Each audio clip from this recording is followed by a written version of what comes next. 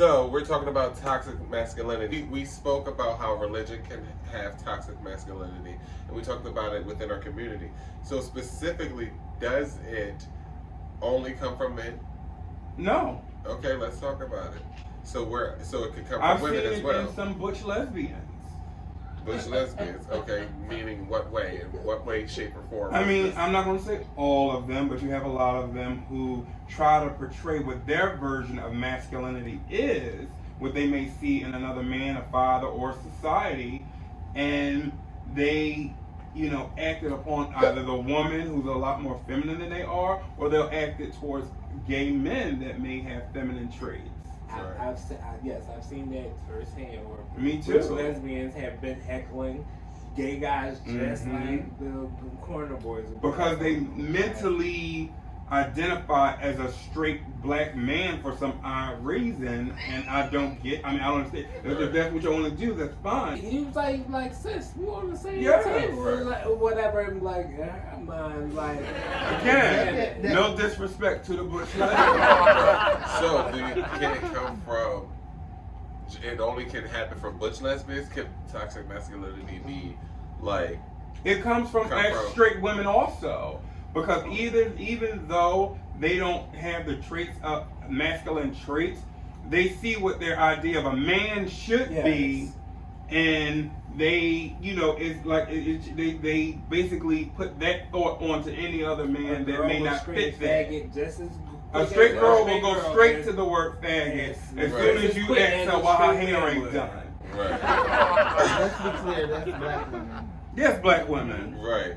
So within our community, which we say our community, we mean the black community this time, it comes from both male and female. So I think the only thing is why you feel it more so from the straight male is that there's a lot more. I feel like a lot more dark energy coming towards it, whereas they're like to the point where they want to fight. Right.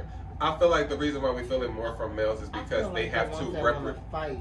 Really, those the ones that want to be caught, right?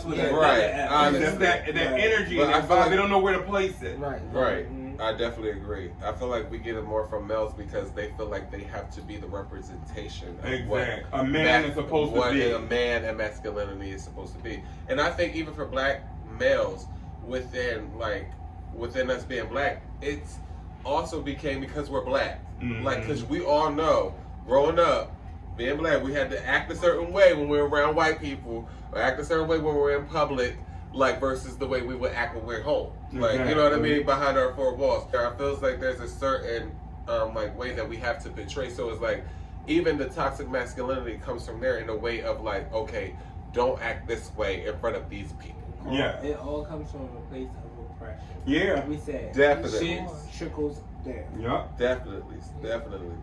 So what can we do? At the bottom of the totem pole, because it's like, oh, you got the white straight man, white straight woman. Then you got the black straight man, you got the black straight woman. Right. Then you got lesbians. Yeah. Then you got gay men. And then you got trans. Well, first you got you got gay men, then you got gay black men. Yeah, gay men, then you got gay black men, then you got trans. Then you got black tops. Then you got black oh my God! Look, but it does when it comes to the idea of what masculinity is. That is the list. Oh, and that is the list. Even in the gay community, like somebody used the that's word the list, for you a bottom as an insult. That's an insult. You got bottoms who verse hate. Like, bottoms was like, well, not mess with somebody that's verse. Like, right. You said bottoms don't mess with feminine guys. Yeah. I feel like as in the gay community, I've seen some do it. And, And I'm going to honestly say I called them lesbians. Right. So you're not helping. You're not helping the cause. You're not helping the cause. Everybody is guilty of it. It's conditional. Yes, right. All of us. And it's going to take all of us We are here to decondition our community.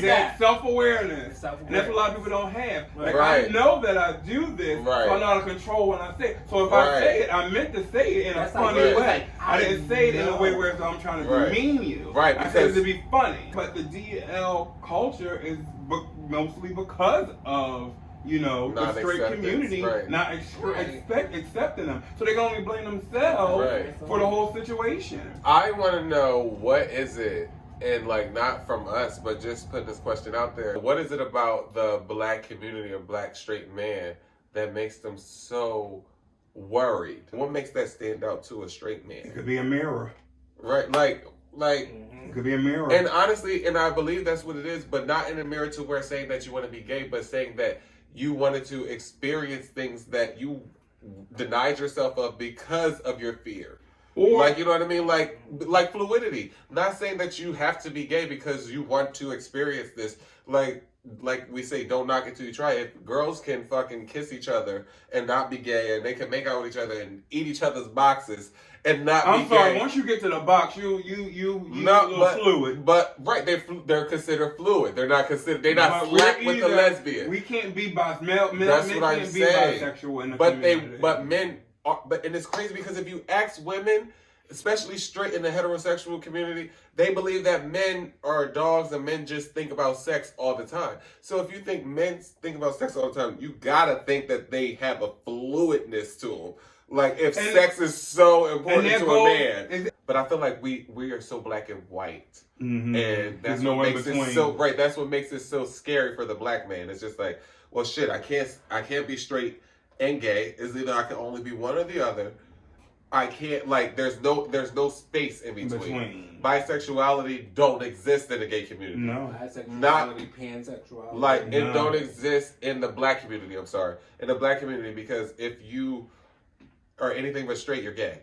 Because for this to be the land of the free, nobody is actually allowed to be them true selves without fear of persecution. And then you have to understand, a lot of them like that are, that quote unquote masculine. The betrayal for years of the black gay man has always looked like a clownish type character. Definitely. So who would want to be, associated with a clown? With a clown. Right. Mm-hmm. So since they portray us as clowns, and a lot of people that portray us as clowns, there's the straight people who play us in these roles. Exactly. This is why it's so good now that they're actually having actual gay people playing gay roles, so we can create our own narrative. Real representation. I believe that is so true. I believe what you're saying. Like, representation is so important, and we, like, honestly, I feel like even people like gay guys like us are not represented. Exactly. Like, we are even, like, because even when I was at work and I was talking to the Spanish lady and I was telling her about something. I don't know what we was talking about, but I so happened to show a picture of me and Kobe. I was like, oh yeah, that's my boyfriend. She was like, you're gay? She was like, why don't you, like, how are you, like, and I'm just like, well, what am I supposed to be like, hey, come through, like, it's like the deal. There's no in between. Where it's just like, nigga, I'm regular. I'm right. Awkward. And we all know that, like, you could go through from watching the show Noah's Ark. They gave us 4 different categories, and this is what everybody sees. Right. So you have people saying, okay, which one are you from the group? Bitch, I'm none of them. And that is not, and to all the gays and the straight people who like Noah's Ark, it's a great show, but it's not a realistic show. Exactly. Granted, those characters, there are people out there like that, but it is not us entirely as a whole. Right. A lot of gays do deal with the fact that their families discredit them when they come out and everything, and they do. A lot of them get kicked out. A lot of them get kicked out. But hold on, so when they do, so that scars them. Yeah. And then they go out looking for, and those are probably 9 times out of 10. Those are the promiscuous girls out there. Those are the promiscuous, and those are the ones who looking for DL people, because that is the most toxic masculinity and misogyny thing, because I've had, like, DL guys, wife, 2 kids, and everything, got mad at me because I said, I was like, I'm still fucking other people, or I'm not, available, or it was like, what? He was like, that's weird. Like this one time it was back in the day, it was this club. It used to be in this damn basement up on, I think it was a compound or something like that. Comex Street. And I went in there, and it was this guy I worked with, and he was dealing with one of the girls I worked with. It was a friend, and he was in there with this short midget queen, whatever. And I texted her that he was in there. When I turned around, he was gone because he must have saw me. Right. Fast fast track to 10 years later. Now he had an old boyfriend. So I was gonna tell her, you ain't my friend. Right. And you know what? That reminds me of a story. It's crazy, like I was saying to you. She probably be watching this video. Okay, who this is? Leave a comment. So I remember like the guys that were down low or weren't comfortable with their sexuality, who so later on, like I know like probably like 2, maybe 3 guys who weren't comfortable with their sexuality and now are married to men, versus my gay friends who've been out all their life and they're single. Like, how do you explain that? Like, where is the like? I'm thinking it could possibly be that they, like with us that have been out for a long time, I don't think we're willing to settle because we know what's out there. Oh, okay. Opposed to with somebody that's just coming out and been around that. That's like a kid in a candy store where you just see something that you like automatically and you just latch on to it. Right. We not latching on to shit because we know what's all out there. We done seen it all. We done seen every type. And ain't nobody got time for that. Ain't nobody willing to settle. Definitely, I've been in a relationship for 12 years. Like, so... And then the gay but was I 24. I do. Okay. Right, I did a 12-year bid too. Okay. But I haven't tolerated anybody for longer than 8 months. Okay, but I don't think that the opposite. No, that used to be me. Before that, it was nothing that ever lasted more than 3 weeks. I need to really click with somebody. I just wanted to let people know that the opposite, like you do not have to be in a relationship to be happy. Exactly. Like, I think that you can be so comfortable with yourself and really enjoy your own company that another person is just, I get mixed reviews. I've spoken with people. I get mixed reviews. Some people are afraid to be lonely. Yeah, they are. And then even people be like, "Oh, it's okay," but I mean, you do get lonely sometimes. And like, there'd be nights where, "Oh, I wish X, Y, and Z," and all of that stuff. I think that comes. It can be, yeah. I think that comes from a place of where you like when you're in a relationship where those people who say like you can get lonely or whatever, they first of all they probably ain't got friends. I was gonna say, I feel like they're not comfortable within themselves. Yeah. Like, listen. Yeah, and even with that, like I feel like, but being in a relationship, honestly, from being in a relationship for a long time, when you're in a relationship, there comes a point where it's like, it's not. It's like, okay, you've been in a relationship for a while and it's been about the relationship. There's come a point where you're like, okay, all right, I gotta start thinking about me again. Mm-hmm. Like, you get what I'm saying? And you have to basically, like, that's why I think people in relationships probably say stuff like that. Like, they like, oh, you can feel lonely or it's not all that great or whatever. Because if you're in a relationship, you're a relationship type of person. Mm-hmm. If you're in a relationship. Well, no. So some people it's just a bop. And some people are in a relationship just to say that they're in one. I've seen, like if you go on Facebook or Instagram, you got bitches that's like in a relationship every 3 or 4 months. Like you'll have people I'm not talking about them that ain't been with somebody in 10 years and then post that, if you lonely at the age of this or whatever, there's something wrong with you. But bitch, you were just lonely 2 days ago. Right? Yeah. I'm not talking about them. All right, we kind of got off a topic with toxic masculinity.